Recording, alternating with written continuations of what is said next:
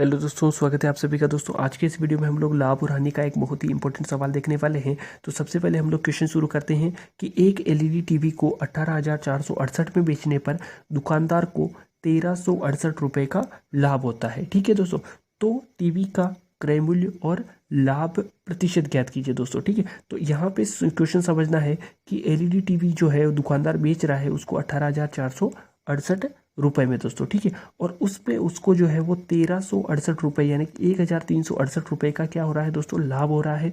अब आप लोगों से पूछा है कि टीवी का क्रय मूल्य क्या है और लाभ प्रतिशत क्या है। लाभ आपको जो है वो रुपए में दिया हुआ है, तो इसको प्रतिशत में कन्वर्ट करना है। ठीक है, तो अब हम लोग देखेंगे इसको। दो चीज़ें हैं, एक तो क्रय मूल्य ज्ञात करना है, दूसरा लाभ प्रतिशत ज्ञात करना है दोस्तों। ठीक है, और लाभ प्रतिशत आप लोग तभी ज्ञात कर सकते हैं जबकि आपके पास में क्रय मूल्य हो दोस्तों। तो सबसे पहले हम लोग क्रय मूल्य ज्ञात कर लेते हैं। तो क्रय मूल्य का जो फॉर्मूला होता है वो मैं यहाँ पे नोट कर लेता हूँ कि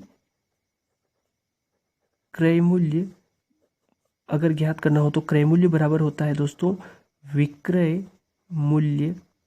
मूल्य माइनस लाभ दोस्तों। ठीक है, तो इससे जो है वो आप लोग क्रय मूल्य को निकाल सकते हैं दोस्तों जबकि लाभ हुआ हो। तो अब यहाँ पे बात करेंगे कि विक्रय मूल्य क्या है। तो दोस्तों मैं आप लोग को क्लियर कर दूं कि जिस भी वस्तु को हम लोग खरीदते हैं तो जितने रुपए में हमने उसको खरीदा है यानी कि क्रय किया है वो उसका क्रय मूल्य होता है।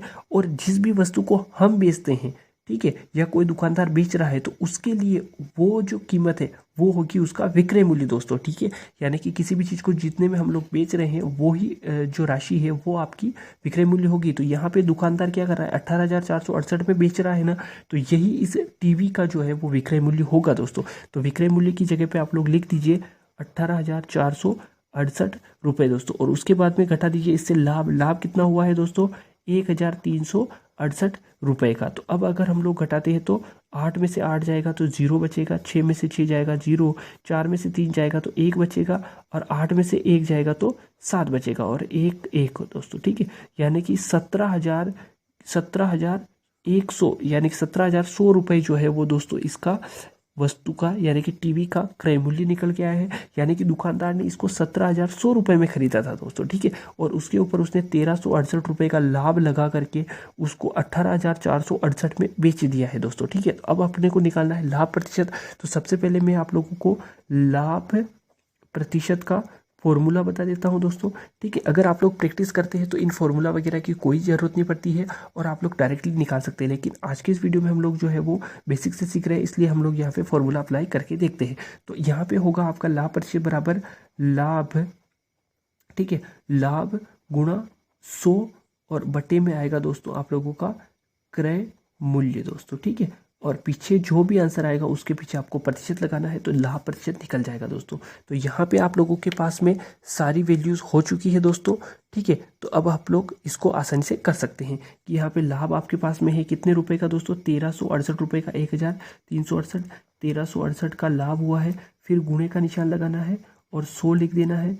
उसके बाद लाइन खींच करके नीचे क्रय मूल्य कितना है दोस्तों आप लोगों का, 18,468 रुपये दोस्तों। ये विक्रय मूल्य हो गया है ना। क्रय मूल्य जो है वो आप लोग को क्या है, 17,100 रुपये है दोस्तों। ठीक है, तो यहाँ पे 17,100 लिख लेते हैं हम लोग।